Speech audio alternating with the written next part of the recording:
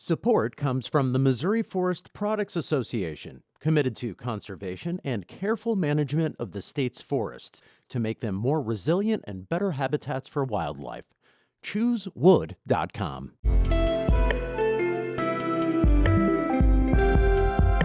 From the St. Louis Public Radio Newsroom, this is The Gateway. It's Wednesday, March 13th. I'm Jonathan Ahl.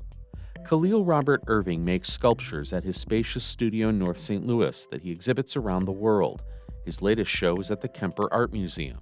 I think I had a different level of investment in what I do than most of my colleagues and most people. I put everything into my practice. This is my life's work. St. Louis Public Radio's Jeremy Goodwin reports on Irving's innovative mix of ceramics and digital collage.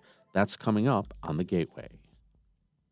6 emergency medical districts in Missouri, including 3 in St. Louis, will soon begin distributing addiction treatment to victims of opioid overdoses. St. Louis Public Radio's Sarah Fenton reports researchers at the University of Missouri-St. Louis are coordinating the pilot project. EMS technicians frequently revive people from opioid overdoses with the drug naloxone, but their role usually ends there. Emergency responders in the program are receiving training that teaches them how to give overdose victims buprenorphine, which cuts down on cravings and withdrawal symptoms. Liz Connors directs the first responder and public health programming at the UMSL-based Missouri Institute of Mental Health. She says after EMTs give a dose of buprenorphine, they can direct people to addiction treatment. What we are looking at is an overdose chain of survival. So this is one link in a chain that can help people get onto stabilizing medication when they're feeling the worst. The money for the pilot program comes from funds Missouri's received from a settlement with opioid makers and distributors. I'm Sarah Fenton, St. Louis Public Radio. Missouri is launching a program to help kids from lower-income families get enough to eat this summer. The state has opted into a federal food assistance program known as Summer EBT, which supplies grocery money during the summer. Christine Woody with Empower Missouri says 12% of Missouri households don't always have enough to eat, and the $40 per summer month for qualifying children will go a long way. It doesn't seem like a whole heck of a lot, but when milk prices and egg prices and everything has gone up so significantly, just that extra funds will help out a family when they're not in school where they would be receiving the free and reduced price lunch. In Missouri, the most recent data from the nonprofit Feeding America show 1 in 8 children is food insecure. The Illinois Education Association released the results of its annual State of Education survey. Peter Medlin has more on what Illinois residents had to say. The poll surveyed 1,000 Illinois residents. Illinois Education Association President Al Lorenz said that respondents graded public schools in their community higher than public schools in the state as a whole or in the country. What I see is that people that are experiencing what teachers are doing in their community and how they're impacting their kids is more solid data than what they're hearing about in other places. The words they associated most with Illinois teachers were underpaid and overworked. Just under 60% of residents said that public school teachers in their community are paid too little, and that was a 9% increase compared to last year's survey. 2/3 said they believe teaching has gotten harder over the past few years. The poll was conducted by Next Generation Strategies and Normington Pets. I'm Peter Medlin. A new Illinois fiscal forecast is predicting firm but slowing growth in the state's economy for the upcoming year. Capital News Illinois reports the Commission on Government Forecasting and Accountability's latest update tracks closely with the governor's budget proposal. Both estimates projected a surplus of almost $2 billion for the current year before things tighten in fiscal year 2025. Eric Noggle is the revenue manager for the commission. Things are looking good for fiscal year 24. Fiscal year 25 will be a little bit of a challenge. Bottom line is that we are well below governor's office by $916 million in our 25 outlook. But when you take out those one-time revenues, we are actually $102 million higher. So pretty much the same estimate. But the commission also noted fears of a recession have subsided, and the governor's proposed budget accounts for slower growth. Lawmakers are expected to vote on a budget plan by the end of session on May 31st.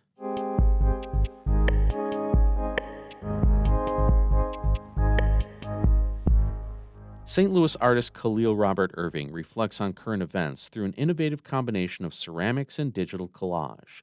His exhibition, now on view at the Kemper Art Museum, comes on the heels of the 31-year-old artist's high-profile exhibitions in New York and Minneapolis. As St. Louis Public Radio's Jeremy Goodwin reports, Irving's latest work suggests an archaeological dig into a contemporary city street. Kahlil Robert Irving's studio is a rambling 13,000 square foot building in South St. Louis. There's a loading dock and several workspaces for planning and building his many forms of artwork. And then it opens up into the warehouse, which is a huge work in progress. I have my printing press over there and storage in the back. Nearby, wooden crates hold pieces of an installation he showed at the Singapore Biennial in 2019. He has about 10 years' worth of work stored here. I think I had a different level of investment in what I do than most of my colleagues and most people. I don't know anyone 31 with a big-ass studio like this, but that's because I put everything into my practice. This is my life's work. On narrow tables sit heavy pieces of sculptures in progress. At first glance, they look like chunks of concrete with bits of street debris somehow fused together. A 2-liter soda bottle, a bit of pipe, a couple loose apples. Everybody thinks that I make my sculptures using found things, but I don't. Everything's made by me. The sculptures are ceramic. Some have fragments of photos fused into their surface, or bits of newspaper clippings. Irving's work often creates an effect something like viewing our present American moment as if through ancient artifacts.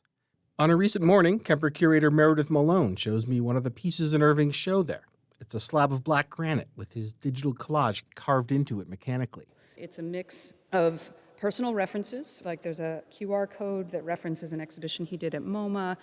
You know, the harder you look, the more that you can make some of these things out. You can see the way he signs this work.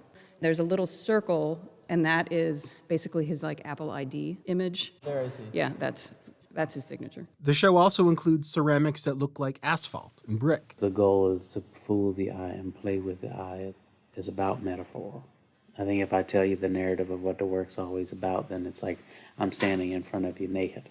And I'm not making things for everybody to get every reference.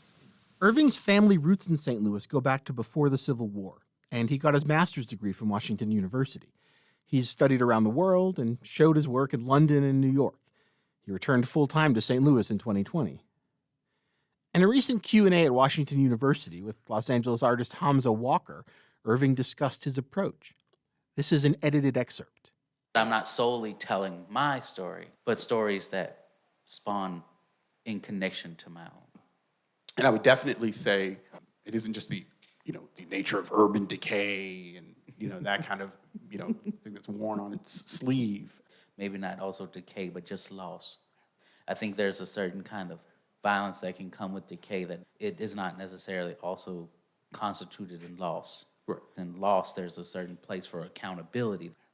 Irving cites the history of industrial ceramics and brickwork in St. Louis as influences, but his connection is ultimately more personal. It's about the fact that my relatives that were enslaved moved to St. Louis, and I am born to the stock of those people. It's because my grandma was a nurse for 50 years here in St. Louis. When I think about my lineage, when I think about where I come from, who I come from, St. Louis matters. Up next is a commission for a Los Angeles museum, a monument that Irving would like to see placed on the empty pedestal in Tower Grove Park where once stood a statue of Christopher Columbus. I'm Jeremy Goodwin, St. Louis Public Radio. Our David Cazares edited that report. The Gateway is a production of St. Louis Public Radio, a member-supported service of the University of Missouri, St. Louis. Music by Ryan McNeely of Adult Fur. I'm Jonathan Ahl, and from the St. Louis Public Radio newsroom, this has been The Gateway.